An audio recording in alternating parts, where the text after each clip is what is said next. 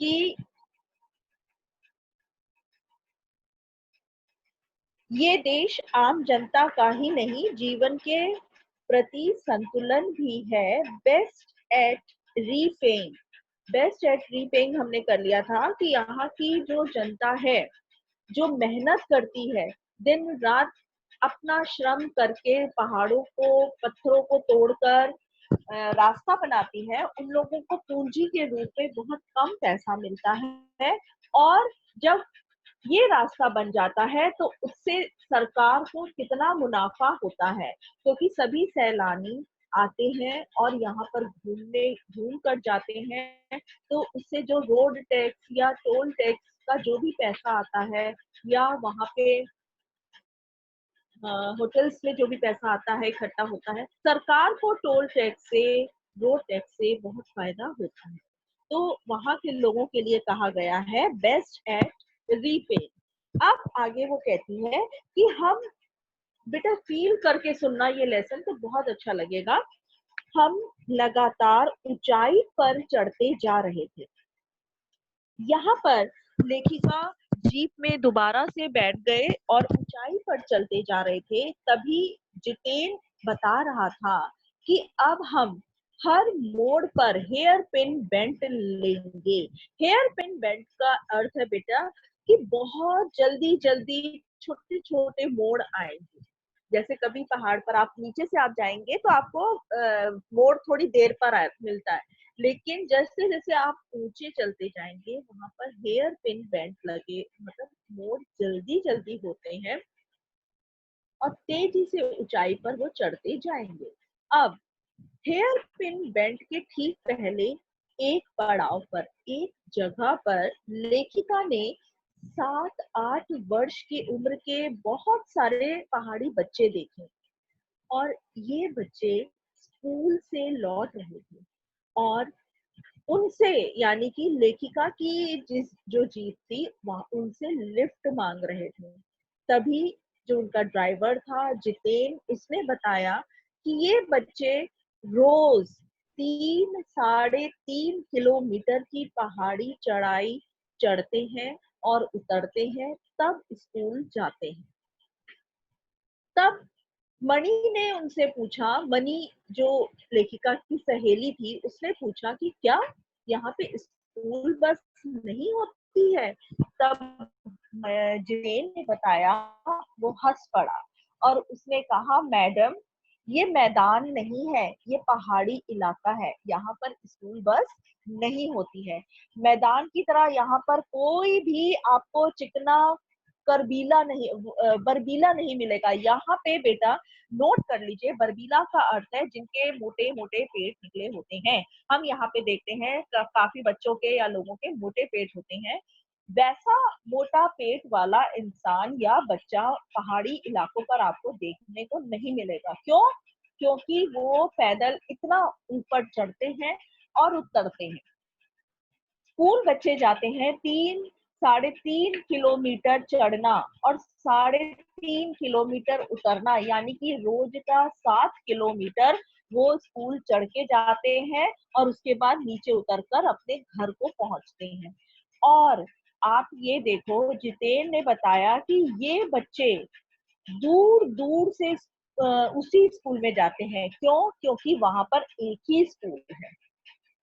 पहाड़ों पर ज्यादा स्कूल भी नहीं होते, एक ही स्कूल है।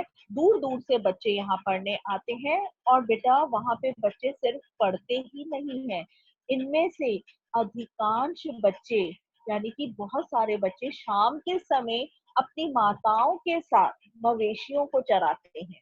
मवेशियां, वो लोग जो भेड़ वगैरह होती है, वो लोग जिनको पालते हैं, उन भेड़ों को वो चराने भी जाते हैं, पानी भी भरते हैं और जंगल से लकड़ियों के भारी भारी गट्ठर भी उठाकर लाते हैं, ताकि शाम को उनके घर में खाना बन सके। और जितेन कहता है कि ये सारे काम मैंने भी किए हैं, जब मैं छोटा था तो ये काम मैंने भी किए हैं। अब खतरा आगे धीरे धीरे और बढ़ने लगा, क्योंकि वो और ऊंचाई पर जा रहे थे और रास्ते और भी ज्यादा संकरे होते जा रहे थे।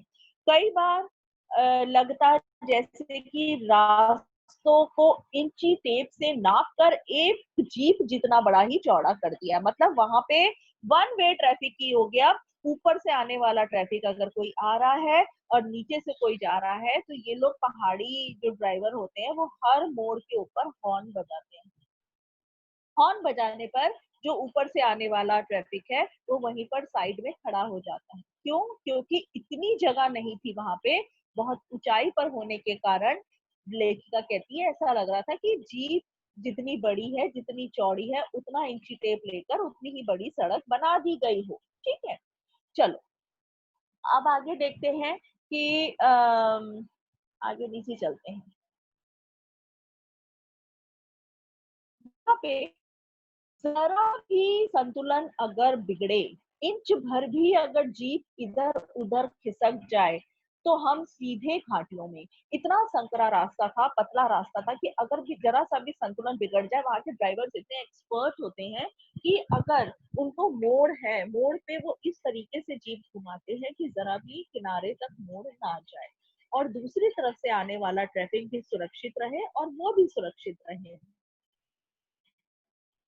इन रास्तों पर जगह जगह लिखी चेतावनियां भी थी जो खतरों के प्रति उनको सजग कर रही थी। वहां की सरकार ने हर जगह खतरों के से सजग करते हुए बोर्ड भी लगा रखे थे और सामने लिखा हुआ था धीरे चलिए, घर में बच्चे आपका इंतजार कर रहे हैं। बेटा, जो स्पीड होती है वो अच्छी तो लगती है, मगर जब जान जाती है तो फिर वापस नहीं आती। तो इसीलिए बोर्ड लगे थे कि घर में आपके बच्चे आपका इंतजार कर रहे हैं, तो आराम से चलिए। अच्छा, अब थोड़ी और आगे बढ़े कि फिर से एक चेतावनी लिखी हुई थी और वो चेतावनी क्या लिखी थी? वो लिखी थी be care, be care, be careful होना चाहिए ऐसे, be careful man eater around. Man eater around का मतलब है नरभक्षी जानवर, इंसानों को खा जाने वाले जानवर आपके आसपास हैं। तो जैसे लोग क्या करते हैं कि जीप रोककर वहां का नजारा देखने लगते हैं, पहाड़ों को देखकर फोटो खिंचवाने लगते हैं। तो कहीं ना कहीं से कोई जानवर, भगवान ना करे कोई आ जाए तो इंसान को उठाकर ले जाएगा। तो इसलिए बोर्ड लगा था कि मैन ईटर अराउंड, पर लेखिका को वहां पर कोई भी नरभक्षी जानवर नहीं मिला। अगर उसको वहां पर पहाड़ों पर कोई जानवर दिखा तो वो था याक, काले काले बहुत सारे बालों वाला पहाड़ी याक। और पहाड़ पे गिरती बर्फ से प्राकृतिक ढंग से रक्षा करने वाले काले काले घने बाल उसके होते हैं। देखो कुदरत, भगवान ने वहां के जानवरों को भी ऐसा बनाया है, उनके शरीर पर ऐसे बाल दिए हैं जिससे कि सर्दी बर्फ से उनकी रक्षा हो सके। अब आगे देखते हैं बेटा। सूरज ढलने लगा था और फिर लेखिका ने कुछ पहाड़ी औरतें देखी जो गायों को चरा कर वापस अपने घर लौट रही थी। और कुछ के सिर पर तो, यानी कुछ औरतों के सिर पर तो लकड़ियों के भारी भरकम गट्ठर भी थे। ऊपर आसमान में फिर धुंध के बादल घिर गए थे। यानी कि इतनी ज्यादा धुंध थी वहां पे। पहाड़ों पे तो हो ही जाती ना बेटा शाम के समय धुंध, तो धुंध के बादल वहां पे घिरे हुए थे। उतरी संध्या में जीप अब चाय के बागानों से गुजर रही थी। वही रास्ते में उनको चाय के बागान मिले और वहां से जीप गुजर रही थी। और एक दृश्य ने लेखिका को खींचा, यानी उसकी नजर को वहां पे खींचा। नीचे चाय के हरे भरे बागानों में बहुत सारी औरतें बोकू पहनकर, बोकू वहां का सिक्किम परिधान है, आपको भी पता होगा, सबने देखा होगा। वो चाय की पत्तियां तोड़ रही थी, बोकू पहनती है वो और अपने पीछे टोकरी टांगती है और चाय की पत्तियों को तोड़ तोड़ कर टोकरी में डालती है। और नदी की तरह उफान लेता उनका यौवन, मतलब वो सारी यंग औरतें थी और श्रम से दमकता उनका गुलाबी चेहरा। जो वो मेहनत कर रही थी उनके चेहरे पर एक गुलाबी छटा छाई हुई थी। और एक उसमें से औरत ने तो बहुत डार्क रेड रंग का, चटक लाल रंग का बोकू पहना हुआ था। और देखो बेटा, चारों तरफ हरियाली थी, चाय का बागान था तो चारों तरफ हरियाली थी और उस हरियाली के बीच में एक चटक लाल रंग का यानी कि डार्क रेड कलर का उसने कपड़े पहने हुए थे और ऊपर से डूबते हुए सूरज की स्वर्णिम और सात्विक आभा। जब सूरज डूब रहा था, जब डूबता है सूरज तो कैसा गोल्डन कलर का, ऑरेंज कलर का प्रकाश निकलता है, वो उसकी आभा जो उस पर पड़ रही थी तो वो इस कदर लग रही थी जैसे इंद्रधनुष अपनी छटा चारों तरफ बिखेर रहा है। और लेखिका को यह मंत्र मुग्ध सा लगा और लेखिका इतने में जोर से चीख पड़ी कि इतनी सुंदरता, क्योंकि इतना अधिक सौंदर्य जो है उसको असहाय सा लगा। उसको इतना सौंदर्य देखने को आज तक नहीं मिला था। अब देखो बेटा, वो यूमथांग पहुंचने के लिए उनको रात भर एक जगह पर रुकना पड़ा। लायुंग नाम था, इस गांव का नाम था लायुंग। और गगनचुंबी पहाड़, बहुत बड़े बड़े पहाड़ थे यहाँ पे। तल में सांस लेती एक नन्ही सी शांत बस्ती लायुंग। इतने ऊंचे ऊंचे पहाड़ों के नीचे एक शांत बस्ती थी, छोटी सी बस्ती थी, बहुत शांत थी, जिसका नाम था लायूंग। और सारी दौड़ धूप से दूर जिंदगी यहाँ निश्चिंत सो रही थी। यहाँ के लोग, कोई भाग दौड़ नहीं, कोई चिल्ल पुकार नहीं, कोई गाड़ियों की टेंशन नहीं, चिल्लाने की शोर शराबा नहीं। इतनी शांत बस्ती थी और निश्चिंत से वहां पे लोग सोए हुए।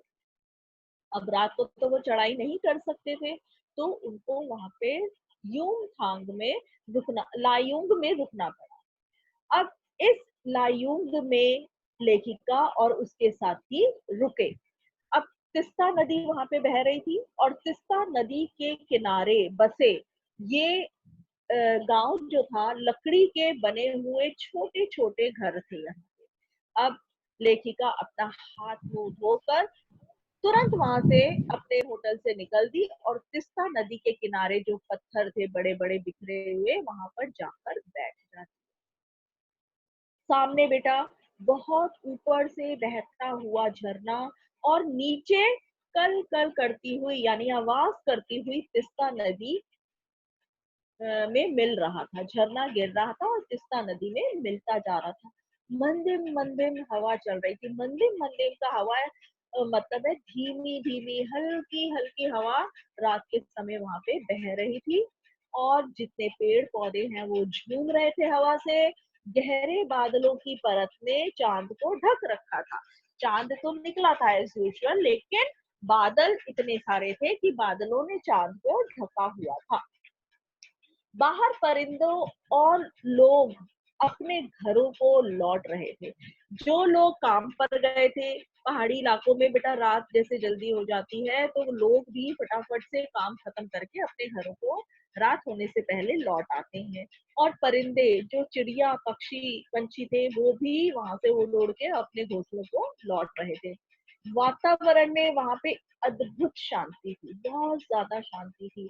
और जो झिंगुर हैं, झिंगुर घुंघरू घुंघरू यानी कि झिंगुरों की आवाजें ऐसी आ रही थी जैसे कि मंदिर में कोई घंटियां बज रही हैं। शांति बहुत होती है तो वहां पे झिंगुरों की घुंघरुओं की आवाजें बहुत आती हैं। और आंखें, उसकी लेखिका की आंखें अचानक से भर गईं। भर यानी गई, उनकी इतनी प्राकृतिक सौंदर्यता को देखकर, इतने सौंदर्य को देखकर उनकी आंखें भर आईं। और उसके अंदर ज्ञान का नन्हा सा एक पौधा जो है भीतर उगने लगा। उसको ऐसा लगा, ऐसी जगह पे जब भी हम जाते हैं तो हमें प्रकृति को देखकर, जो व्यक्ति प्रकृति प्रेमी होता है उसको इतनी सुंदर प्रकृति देखकर ऐसा लगता है कि हम कैसा जीवन जी रहे हैं। वास्तविकता तो ये है, असली जीवन तो यहाँ पर है, इस प्रकृति के बीच में। हम तो जो जीवन जी रहे हैं वो तो केवल हम वक्त काट रहे हैं। तो यही सोचकर और उसकी आंखें भर आई। और वही सुख शांति और सुकून होता है जहां पर अखंडित संपूर्णता होती है। बेटा वहां पे पहाड़ी इलाकों के बीच जहाँ पे वो रुकी हुई थी, इतनी शांति थी, चारों तरफ प्रकृति की छटा बिखरी हुई थी, सुंदरता ही सुंदरता थी, कोई शोर शराबा नहीं था, हवा शुद्ध थी, वातावरण अच्छा था। तो ये देखकर लेखिका कहती है कि यहाँ पर संपूर्णता है, मतलब जिंदगी सुख शांति सुकून यहीं पर होता है जहाँ पर पूर्णता है, मतलब बिल्कुल बिना किसी रुकावट, बिना किसी शोर शराबे की यहाँ पर संपूर्णता है। पेड़ पौधे, पशु और इंसान सब अपनी अपनी लय ताल और गति में है। सबको पता है कि हमें प्रकृति की रक्षा कैसे करनी है, हमें कैसे अपना काम खत्म करना है और कितने समय में करना है, तो सब अपने अपने लय और ताल में गति में थे। अब वो कहती है कि हमारी पीढ़ी, जो हमारे युवा वर्ग है, उन्होंने प्रकृति की इस लय ताल और गति से जो खिलवाड़ किया है, वो एक सबसे बड़ा अपराध किया है। हमारी जो युवा पीढ़ी है, जो हम लोग क्या करते हैं वहां जाके, हम जाते हैं घूमने, वहां पे गंदगी फैलाकर आ जाते हैं। और इतनी सुंदर प्रकृति में गंदगी फैलाना अपने आप में एक सबसे बड़ा अपराध है।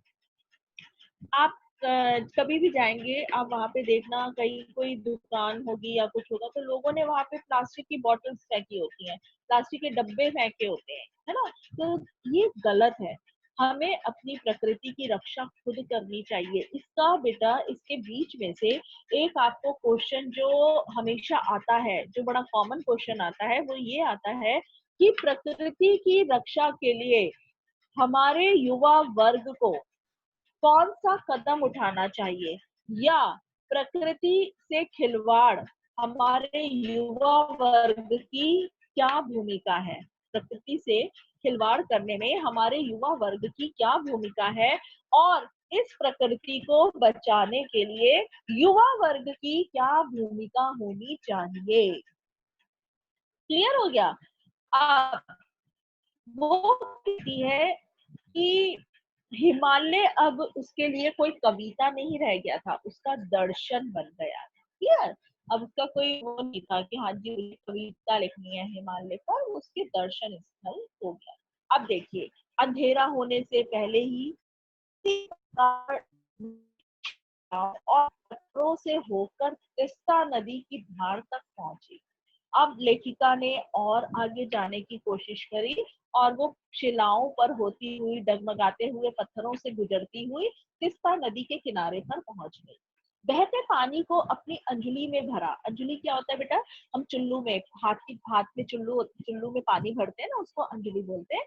अपनी अंजलि में भरा तो अतीत भीतर धड़कने लगा, तो उसको एक एहसास अंदर उसके पुराना घूमने लगा। और उसको क्या लगा, उसको उसकी स्मृति में क्या आया कि हमारे यहाँ तो हाथ में जब जल लिया जाता है तो कोई ना कोई संकल्प किया जाता है। अब वो कहती है कि मैं यहाँ पर क्या संकल्प करूं, तिस्ता नदी के पानी को अपनी अंजलि में भरकर क्या संकल्प करूं। तो वो संकल्प की स्थिति में नहीं है। उसके मन में इतनी शांति और इतनी प्रकृति, सुंदर प्रकृति के बीच में उसके मन में कोई भी भाव नहीं है, कोई भी इच्छा नहीं है। बस अगर उसके भीतर थी तो एक प्रार्थना, एक कमजोर व्यक्ति की प्रार्थना। और भीतर का सारा हलाहल, हलाहल का अर्थ है बेटा विष। जितना हमारे अंदर जहर होता है, विष होता है, उसको हमने यहाँ पे कहा है हलाहल। जितना भी लेखिका के अंदर विष भरा हुआ था, जितनी सारी तामसिकताएं भरी हुई थी, वो सारी की सारी तिस्ता नदी के साथ बह जाए। बस उसके मन में एक ही बात थी कि मैंने अपनी अंजलि में जल लिया है, और मैं चाहती हूँ कि मेरे अंदर की सारी बुराइयां, सारा द्वेष इस तिस्ता नदी के साथ बह जाए। और रात जब धीरे धीरे और गहरी होने लगी, तो हिमालय ने काला कंबल ओढ़ लिया था। वहां पे रात बहुत गहरी हो जाती है, सिर्फ केवल अगर तारे हैं तो तारों की टिमटिमाहट दिखाई पड़ती है, वरना आपको सड़कों पर बत्ती नहीं दिखाई देगी वहां पे। जितेन ने लकड़ी के बने खिलौने से उसे छोटे से गेस्ट हाउस में गाने की तेज धुन पर जब अपने संगी साथियों के साथ नाचना शुरू किया, तो देखते देखते एक आदिम रात्रि की महक से परियों की कहानी सी मोहक वह रात महक उठी। अब कहते हैं कि जब ये तो तिस्ता नदी के किनारे बैठी थी, इतने में इसको आवाज आई गाने की। और कुछ बजाने की। तो जब इसने देखा तो गेस्ट हाउस के बाहर जो इनका गाइड था जितेन, उसने लकड़ी से बने एक खिलौने को बजाना शुरू किया। और जब वो बजाने लगा, गाने लगा, तो जितने भी वहां पे उनके संगी साथी थे वो सब उसको देखकर वहां पे धुन पर नाचने लगे। और ये रात ऐसी लग रही थी जैसे परियों की कोई कहानी हो। ठीक है। अच्छा, मस्ती और मादकता का ऐसा संक्रमण, ऐसा संयोग, संक्रमण का अर्थ है यहाँ पे संयोग, हुआ कि एक एक करके जितेन और उसके साथी तो नाच रहे थे, उसकी जात बिरादरी के लोग। जितने सैलानी गए थे, लेखिका के साथ जितने लोग गए थे, वो भी धीरे धीरे उसके धुन पर नाचने लगे। और उन्होंने एक गोल गोल वहां पे उसके आसपास घेरा बना लिया और नाचना शुरू कर दिया। जो लेखिका की सहेली थी मणि, जिसका नाम था, वो 50 साल की थी। और 50 साल की होते हुए भी उसने जो कुमारी यानी कि जो छोटी अनमैरिड लड़कियां होती हैं जो बहुत अच्छा नाचते हैं, उनको भी उसने मात दी। ऐसा डांस किया कि सब उसको देखते रह गए, इतना सुंदर नाचते हुए। कितना आनंद भरा होगा, मतलब मणि के अंदर कितना आनंद होगा, कितनी खुशी भरी होगी कि वहां पर उसने नाचना शुरू कर दिया। कहाँ से आता है इतना आनंद? लेखिका तो बहुत चुप है, बिल्कुल मौन है, केवल वो प्रकृति में उसका ध्यान है। तो कहती है कि इतना आनंद उसके भीतर आता कहाँ से है? अब आप ये देखिए, लायूं की सुबह बेहद शांत और सुरम्य थी। अब लायूं का रात को ये लोगों ने नाच गाना करके अपना सो गए। जब सवेरा हुआ, सवेरा भी वहां का बहुत शांत था। तिस्ता नदी की शांत धारा के समान ही कल कल बहती रही। जैसे वो कल बह रही थी रात को शांति से, वैसे ही सवेरे भी शांति से आवाज करती हुई तिस्ता नदी बहती जा रही थी।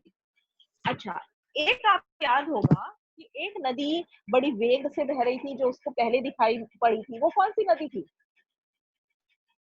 हाँ जी, स्टार्टिंग में जो उसको नदी मिली थी, वो कौन सी नदी थी? कौन बताएगा? सारे गायब हो गए। मैम तिस्ता। हाँ, तो इतनी देर बेटा वो भी तिस्ता नदी थी, मगर वहां पर उसका वेग ज्यादा भयानक था, है ना? लेकिन यहाँ पर इतनी ऊंचाई पर लायुंग में उसका वेग बहुत कम था, वो बड़ी शांत भाव से यहाँ पर बह रही थी। क्लियर? अच्छा, अब अधिकांश जो वहां के लोग थे उनकी जीविका का साधन क्या था कि वहां पे वो पहाड़ी आलू उगाते थे और धान की खेती करते थे। ठीक है, जो उनके जीने का साधन था, जो कमाई का साधन था। वहां पे ऑफिस वगैरह तो है नहीं, तो वो आलू की पहाड़ी आलू उगाते थे और धान की खेती करते थे और साथ में दारू का व्यापार करते थे। पहाड़ी शराब जो होती है उसका व्यापार करते थे। अब सुबह जो है, लेखिका अकेले टहलने के लिए निकल पड़ी। वहां पे सब सो रहे थे, वो अकेले टहलने के लिए निकल पड़ी। और लेखिका ने उम्मीद की थी कि यहाँ पर मुझे बर्फ जरूर देखने को मिलेगी। लेकिन क्योंकि वो अप्रैल का महीना था और शुरुआती महीना था, तो वहां पे बर्फ का एक भी कतरा नहीं था।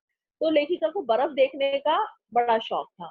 और अब वो समुद्र के कितने लेवल की ऊंचाई पर थे? 14,000 फीट की ऊंचाई पर थे। इतना ऊपर था लायुंग। ठीक है। अब बर्फ देखने के लिए तो लेखिका बेचैन थी। उसने वहां पर मैदान में आए लोगों के लिए बर्फ से ढके पहाड़, बेटा जब कोई भी पहाड़ घूमने जाता है, हिल स्टेशन जाता है, उसके मन में एक इच्छा जरूर होती है कि वो बर्फ को देखे। ठीक है, बर्फ देखना हर कोई चाहता है कि काश हम जाएं तो वहां पे बर्फ पड़े। लेकिन उस समय कोई बर्फ नहीं थी। और वहीं पर घूमते हुए एक सिक्किम नव युवक ने लेखिका को बताया कि प्रदूषण इतना ज्यादा हो गया है कि उसके चलते स्नोफॉल लगातार कम होती जा रही है पहाड़ों पर। लेकिन फिर भी वो लेखिका से कहता है कि अगर आप कटाओ, एक जगह है वहां पे कटाओ, वहां अगर आप जाओगे तो वहां पे आपको बर्फ जरूर मिल जाएगी। अब आप ये देखो, हम स्विट्जरलैंड यहाँ से घूमने जाते हैं, विदेश जाते हैं, स्विट्जरलैंड हर कोई जाता है।